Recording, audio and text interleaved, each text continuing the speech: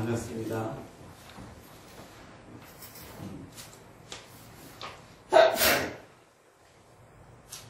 마태복음 25장에는 신랑을 마중 나간 열처녀가 나와요. 신랑을 마중 나가러 열처녀가 나갑니다.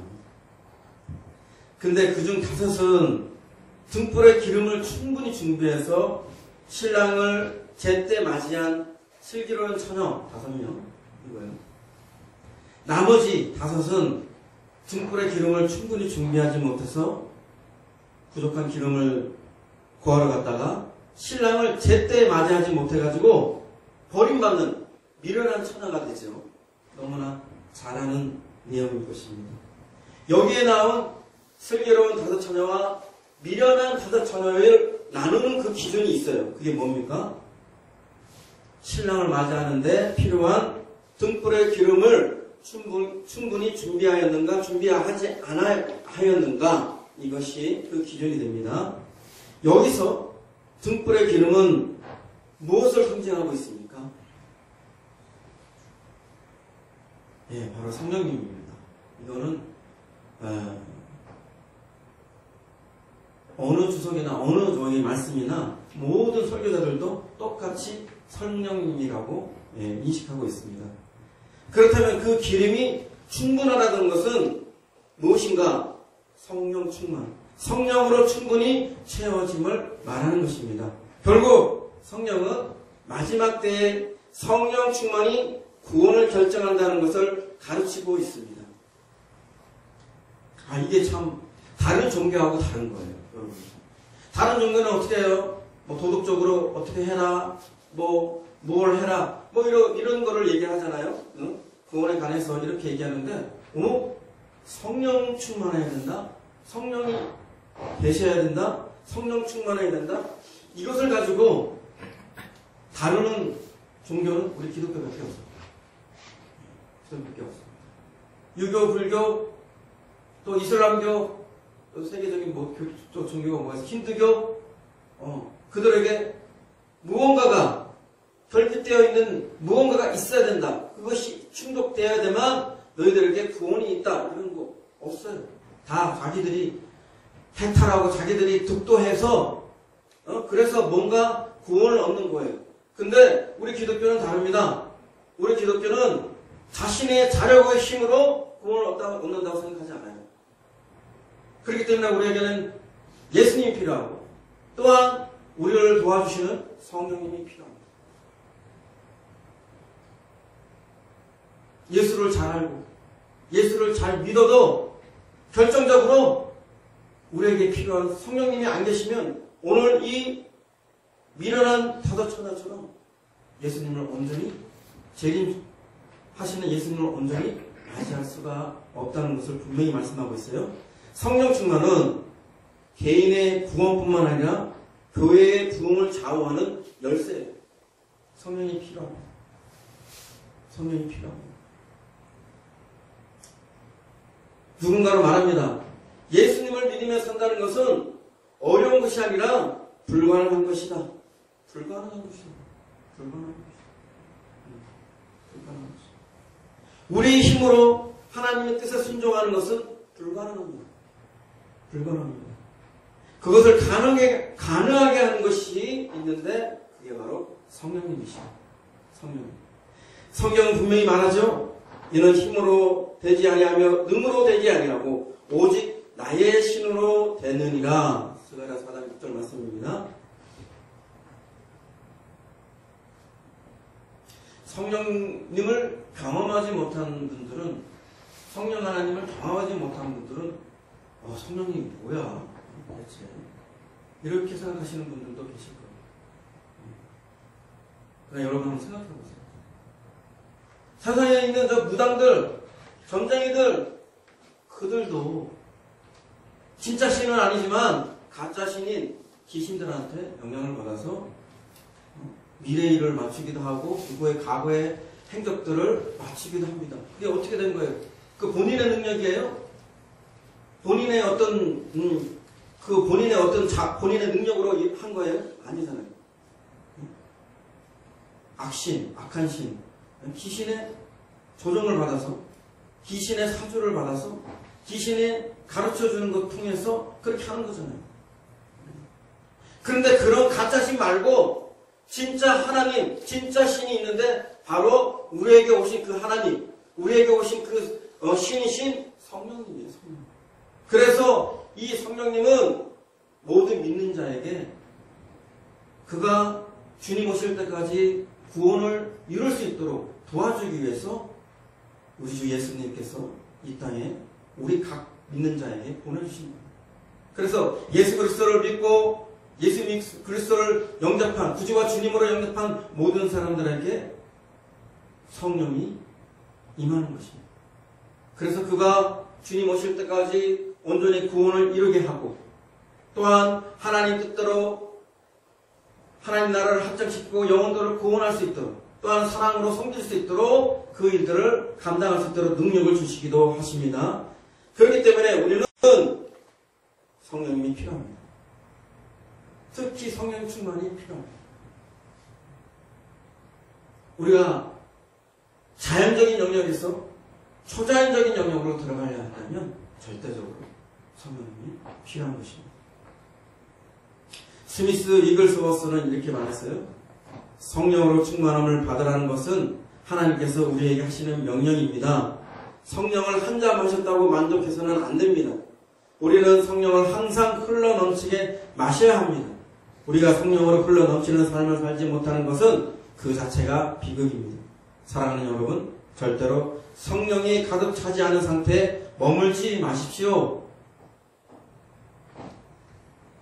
홀리파이어 미니스트리 설립자 버트 파리아스라는 분이 있는데 이분은 또 이렇게 말씀하셨어요. 헤이 목사는 1987년 3주 동안 예수 그리스도의 방문을 체험했다.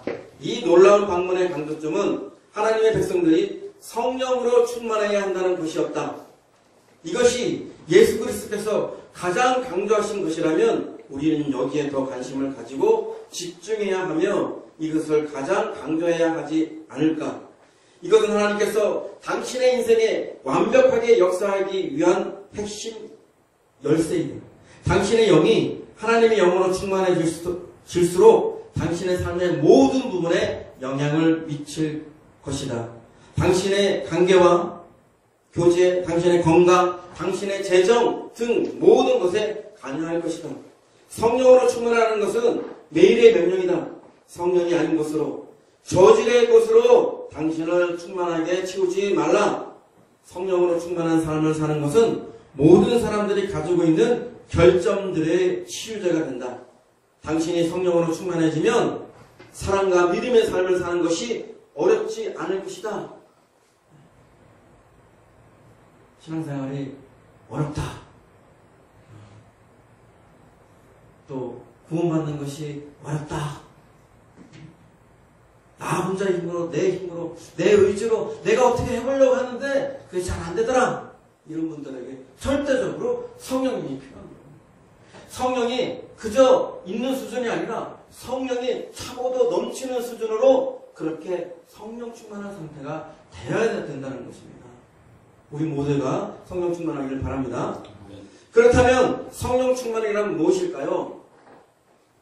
성령께서 단순히 우리 안에 계신 수준이 아니라 성령께서 차고도 넘치도록 채워지고 충만해진 상태를 말합니다. 이로써 성령의 임재, 나타나심과 능력과 영광과 성품, 본성이 넘치는 것, 압도되는 것을 말합니다. 그렇다면 성령 세례와 성령 충만의 차이에 대해서 한번 말씀드리겠습니다. 왜냐하면 성령 세례와 성령 충만이 개념적으로 좀 헷갈릴 수 있는 부분이 있어요. 우선 성령 세례는 두 가지로 볼 수 있어요. 거듭나게 하는 성령 세례와 위로부터 능력을 받는 성령 세례가 있습니다. 이를 케니스 김 목사님은 두 가지 성경 구조를 가지고 비교를 했어요. 요한복음 4장 14절에 보면 내가 주는 물을 마시는 자는 영원히 목마르지 아니하리니 내가 주는 물은 그 속에서 샘물이 나게 한다. 그렇게 말씀하고 있고요. 또 요한복음 7장 38 8절을 얘는 이렇게 나와있어요. 나를 믿는 자는 성경에 이른 것 같이 그 배에서 생수의 강이 흘러나오리라 하시니. 예. 결국 거듭나게 하는 것은 내 안에서 샘물, 쉽게 말하면 수도꼭지, 우물, 그 정도의 물이 흐르는 거예요. 물을, 그 정도의 물은 내가 충분히 목을 적시고 갈증을 해소할 수 있는 그런 게 되죠. 그러나 또한 그것뿐만 아니라 강물처럼 흐르는 성령이 있다는 거예요. 강물처럼 흐르는 강물이, 예. 강물처럼 흐르면 어떻게 돼요? 그 강물이 뚝뚝 무너뜨리고 한 마을을 완전히 뒤덮을 수도 있어요. 그만큼 이게 그냥 샘물 수준이 아니고 차고 넘치는 수준이에요. 차고 넘치는 수준. 예. 차고 넘치는 수준으로 온 것이 바로 성령, 위로부터 능력을 받는 성령 세례입니다. 이것을 또한 위로부터 능력을 받는 이것을 또한 성령 충만을 합니다. 처음에 받을 때는 그냥 성령이 왔어요. 그냥 졸졸졸 흐르는 시냇물처럼 내게 왔어요. 그러나 그것은 완전히 채워진 게 아니에요. 그래서 처음에 왔을 때 나를 구원시키기 위해서 거듭나기 위해서 왔을 때 성령님은 그냥 졸졸졸 흐르는 샘물처럼 내게 생물이 있다는 거, 물이 흐르고 있다는 거, 그 정도 수준이었어요. 그러나 능력으로 오시는, 하늘로부터 능력으로 오시는 그 성령님은 나를 내 안에서 차고도 넘쳐요. 차고도 넘쳐. 위비하는. 네? 위비야. 하여튼 오버했어요. 차고도 넘쳐요. 예. 정이 많아서 이게 술을 따르게 되면 넘치게 되죠. 그렇게 넘치게 되는 순간 성령이 충만해졌다. 성령으로 채워졌다. 채워져서 넘친다. 이렇게 표현하고 있는 것입니다.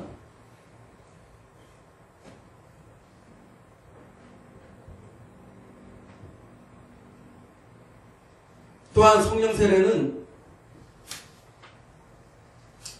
성령 세례와 계속적으로 성령 충만을 받는 것이 두 가지 다른 점이 있는데, 성령 세례는 이례적인 것이에요. 한 번 성령 세례를 받는 것입니다. 반복해서 성령 세례를 받는 것이 아니에요. 그러나 계속적으로 반복해서 받아야 되는 것이 있는데 바로 성령 충만입니다. 또한 성령 세례는 밖에서부터, 외부로부터 받는 거예요. 그러나 성령 충만은, 계속적으로 받는 성령 충만은 밖에서 외부로 받는 것이 아니라 우리 안에서 충족되어요. 우리 안에서 펄펄펄 넘쳐서 충족되어지는 것입니다. 이 부분에 대해서는 좀 더 나가면서 설명을 해드릴 텐데, 또한 구약시대에는 하나님에 의해서 성령 충만이 왔어요. 본인의 의지와 상관없이 성령 충만이 막 임했어요. 그러나 신앙의 시대에서는 하나님에 의해서도 오지만 결정적으로 신자들에 의해서 성령 충만이 가능해졌다는 거예요. 알쏭달쏭할 거예요. 이 말씀이 신자들의, 우리들의 의지에 의해서 성령 충만이 가능하다고 아마 그렇게 생각하시는 분도 계실 텐데 앞으로 설명을 드려보겠습니다. 그렇다면 우리는 성령 충만을 어떻게 받는 것일까요? 첫째는 회개하고 믿는 자가 구원받은 후에 선물로 주어집니다. 이거는 성령 충만을 주세요. 구하지 않아도 그가 예수 그리스도를 통해서 회개하고 믿는 자가 되었다면 그에게는 성령이 선물로 주어집니다. 있습니까?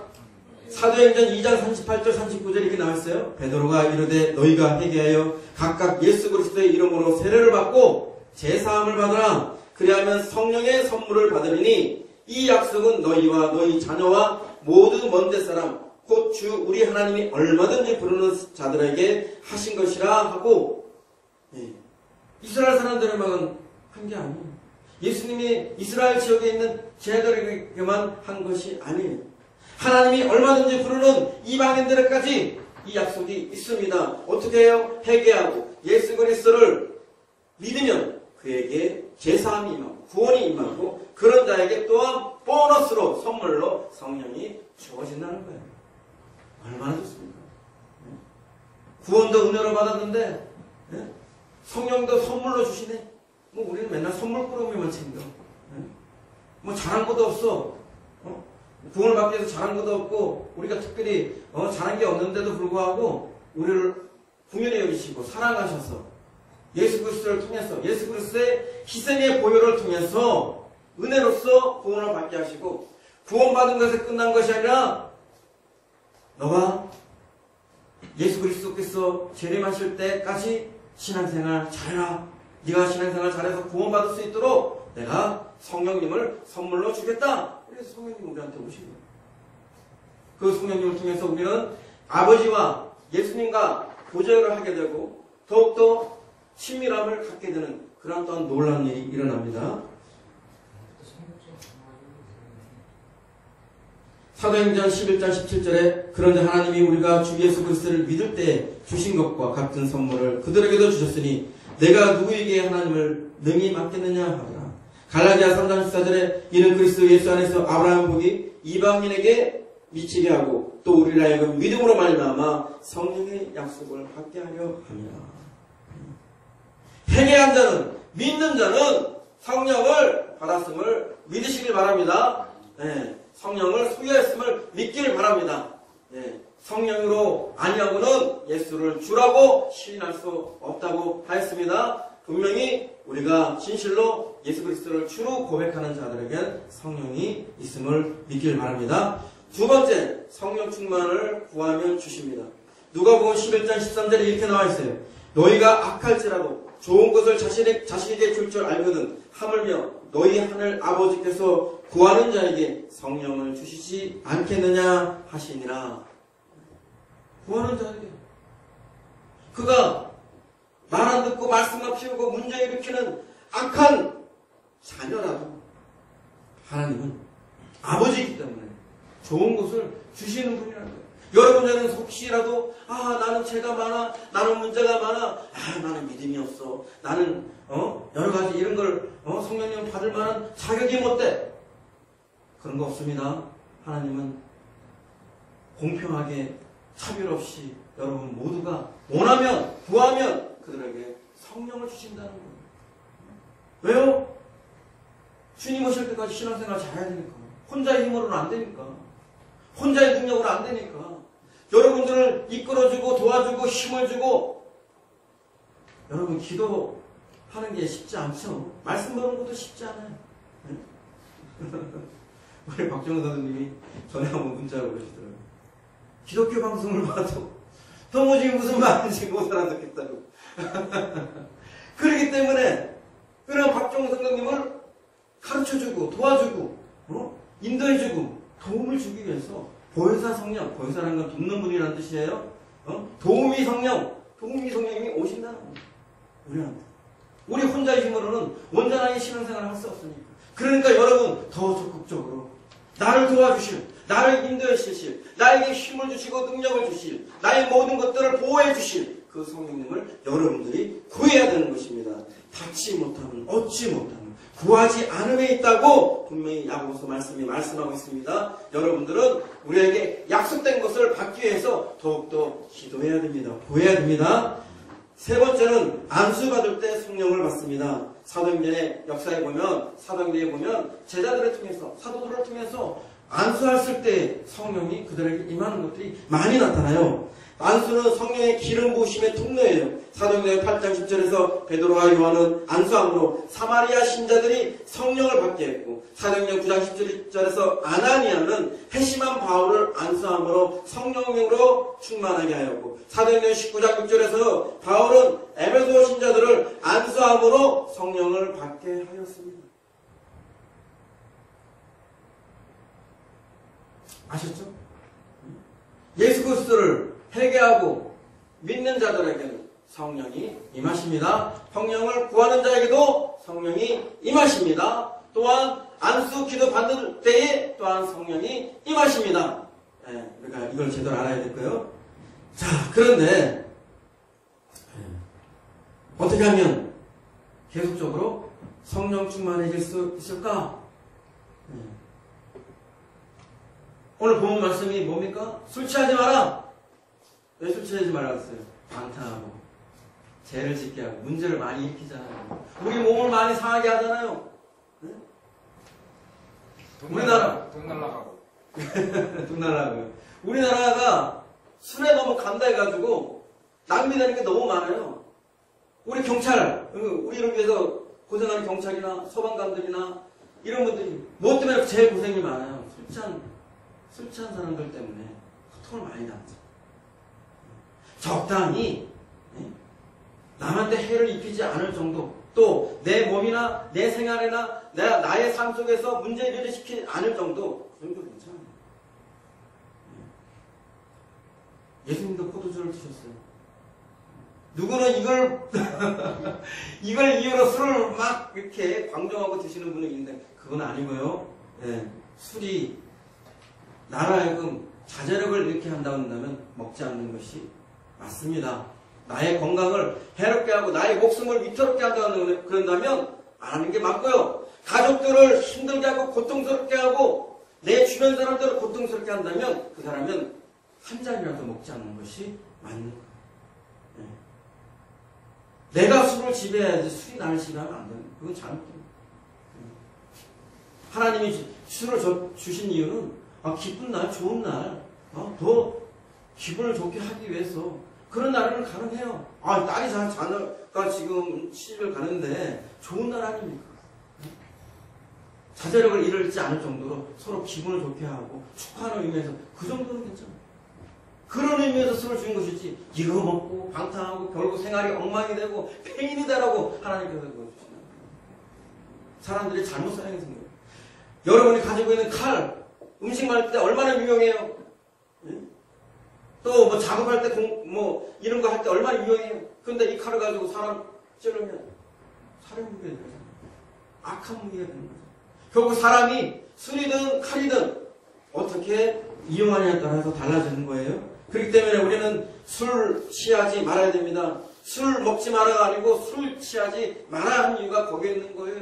술이 사람을 방탕하게 하고 술이 사람을 잘못되게 하는 경우에는 술 취하지 말라는 거예요.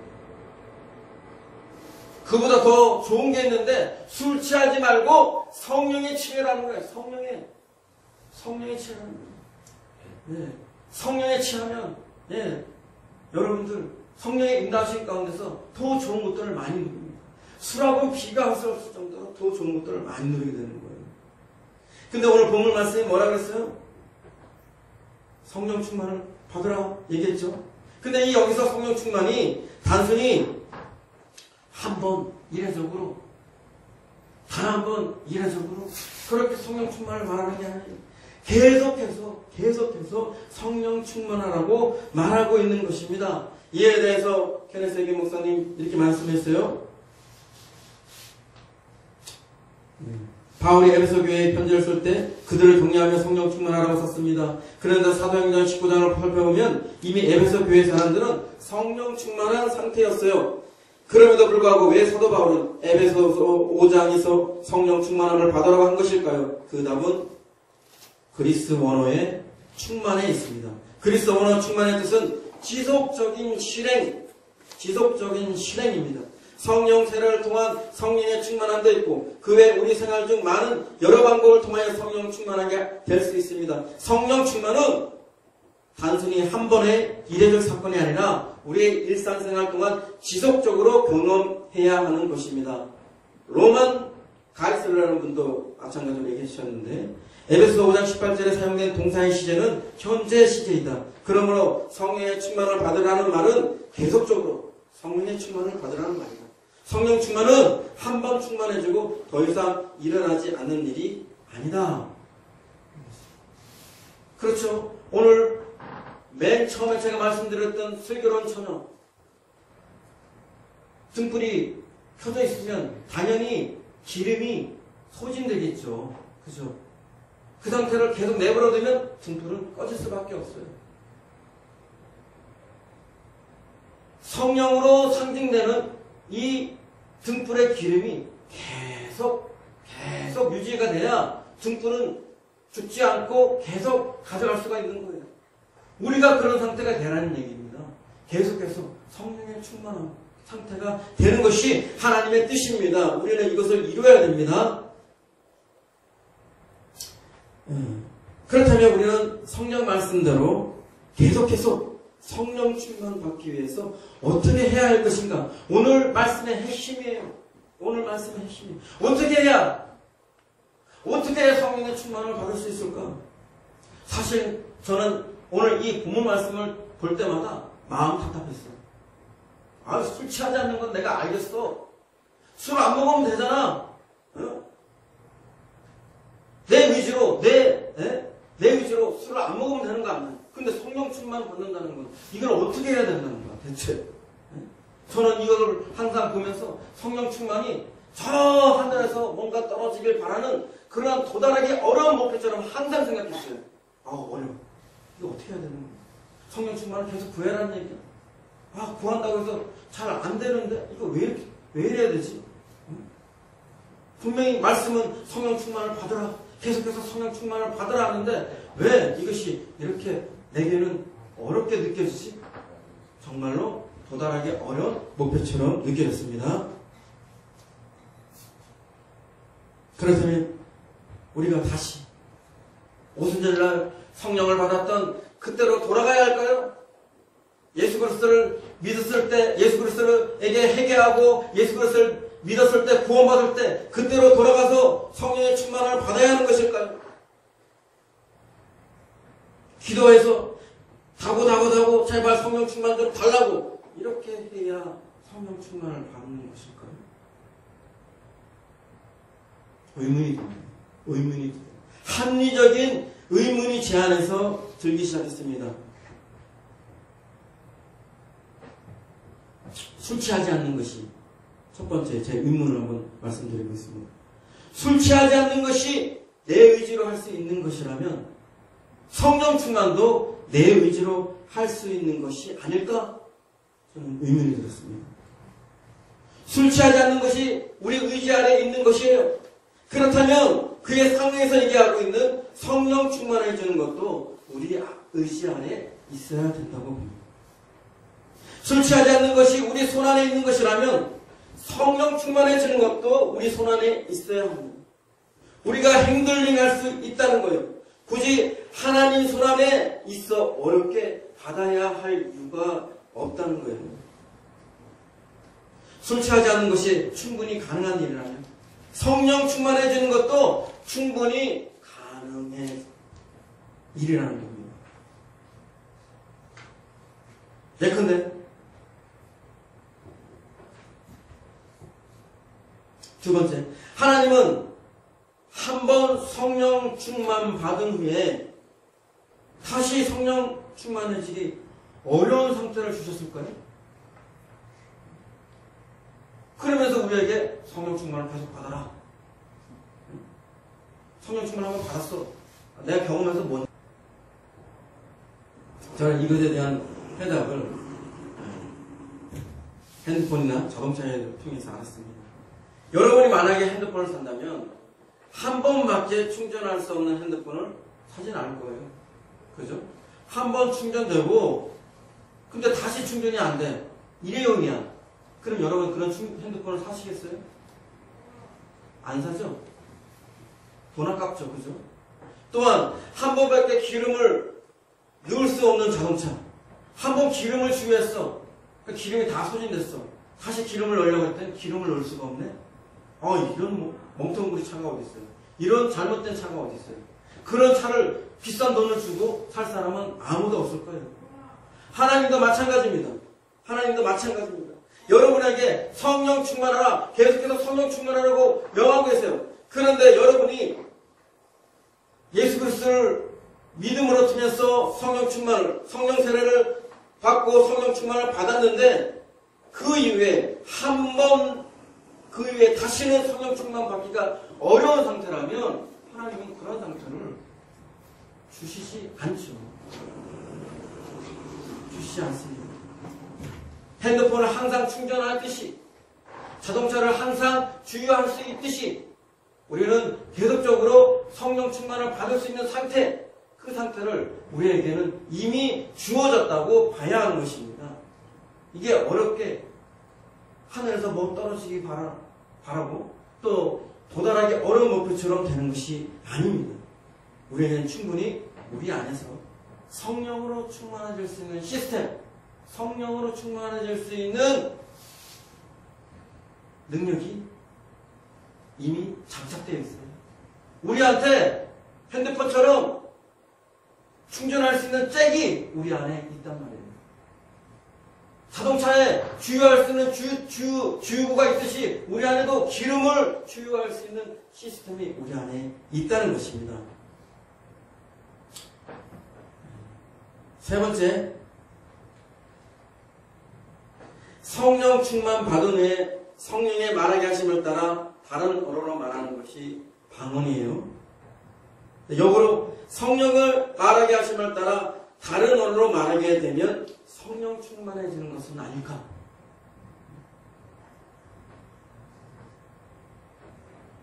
성령 세례받고 성령 충만해진 사람이 방언합니다. 방언 기도를 합니다. 그러나 또한 역으로 방언 기도하는 사람들이 성령 충만해져요. 오늘 제가 이걸 말하고 싶은 건데요. 성령 충만은 방언을 부르고 방언은 성령 충만을 부릅니다. 깊은 것이 깊은 것을 부른다고 성령 충만은 방언을 끌어들이고 방언은 성령 충만을 끌어들입니다. 이거에 대해서 내가 어떤 장로님하고 이것을 얘기를 했어요. 그랬더니 이분이 그 얘기를 들으시고 뭐라고 하시면 이분이 방언을 받지 못하신 분이에요. 방언이 뭔지 몰라요.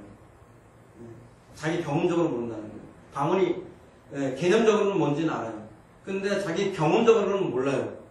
그랬더니 그분이 뭐라고 얘기하냐면 방언기도 아니더라도 그럼 기도하면 되는 거 아닙니까? 그러시더라고요. 네, 그렇게 생각하면 안 됩니다. 왜요? 여러분, 바울이 얘기했어요. 내가 영으로 기도하고 마음으로 기도하리라. 내가 영으로 찬양하고 마음으로도 찬양하리라. 이렇게 얘기했어요. 아, 그러니까 영으로 기도하는 게 틀리고 마음으로 기도하는 게 틀리네. 영으로 찬양하는 게 틀리고 마음으로 찬양하는 게 틀리네. 여기서 영으로 기도한다는 것은 방언으로 기도한다는 거예요. 영으로 찬양한다는 것은 방언으로 찬양한다는 것이에요. 제가 그분한테 뭐라고 했냐면 이렇게 말씀드렸어요. 비유적으로. 장로님, 휘발유 차량에 경유 넣으면 큰일 납니다. 경유 차량에 또한 휘발유 넣으면 큰일 나요. 그렇다죠?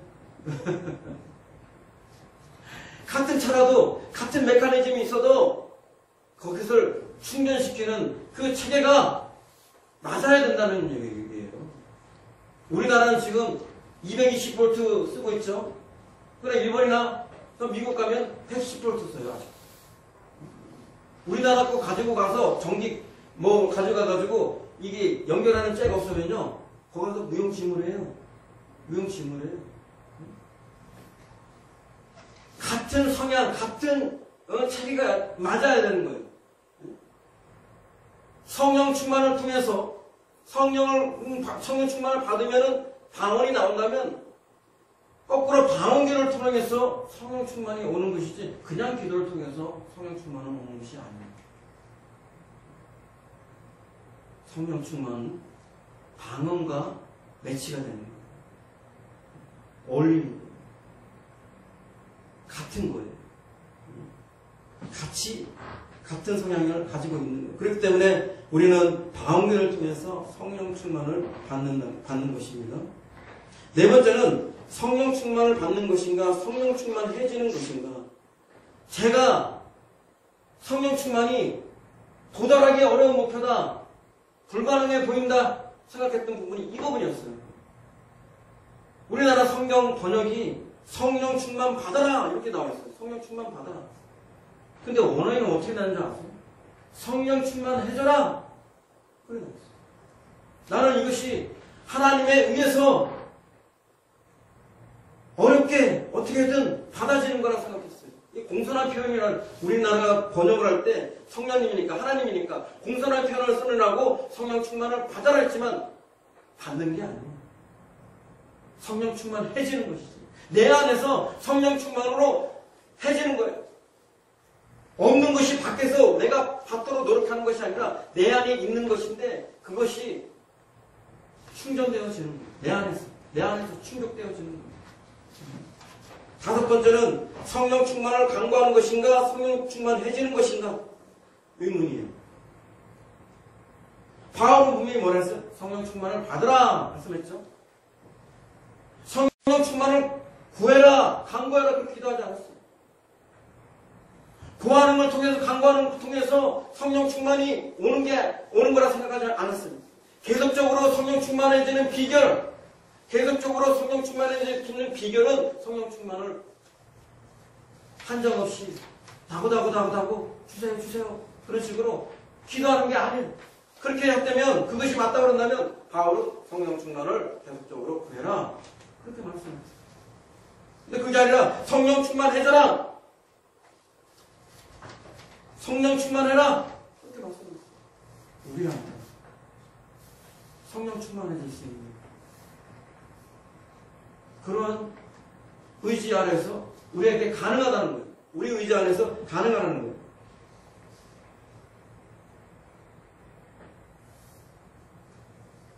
바울은 육신적으로 술 취하는 것과 영적으로 성령에 취하는 것을 절묘하게 매치시켜 질문하고 있습니다. 그러나 우리가 성경을 또 이 구절을 자세히 세밀하게 들여다본다면 술 취하지 않는 것이 나의 의지로 되듯이 성령으로 계속해서 충만을 받는 것 또한 나의 의지로 가능한 것임을 우리가 알아야 됩니다. 그 비결은 바로 방언 기도입니다. 성령 충만을 받은 후에 방언이 나타났듯이 방언을 지속적으로 하면 성령 충만이 오게 되는 것입니다.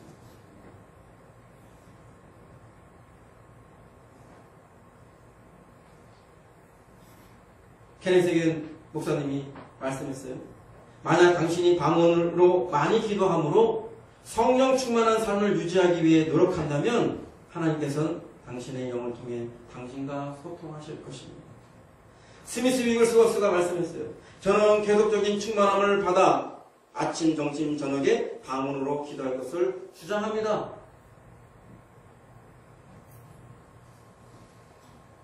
또 케네세겐 목사님이 이런 말씀도 하셨는데요. 지속적으로 몇 시간에 걸쳐서 방언 기도를 하고 나니 그 느낌은 어떻게 말하냐면 마치 유정을 파는 것과 같습니다. 유정업자가 유정을 파는데 노력을 들이지 않는다면 모든 기름은 땅속에 그대로 있을 것입니다. 유정을 터뜨릴 가능성은 여전히 존재하지만 유정업자가 기름을 파내지 않는 이상 누구도 기름의 흔적을 볼 수 없을 것입니다. 만약 당신도 같은 일, 즉 매일 시간을 늘리면서 방언 기도하는 일을 시작한다면 당신도 더 깊은 기도의 영역으로 빨리 들어가는 법도 배우게 될 것입니다. 물질기가 터져나오는 분출구가 터져지는 그러한 경험을 하게 된다는 거예요. 글렌 아키레오 이분도 방언 기도를 통해서 이 성령 충만을 경험하신 분이신데 방언은 우리 안에 숨겨진 보물을 끄집어냅니다. 말씀은 우리 몸에 보물을 가지고 있다고 합니다. 방언은 우리 안에 숨겨진 보물을 끄집어냅니다. 말씀은 우리 몸에 보물을 가지고 있다고 합니다.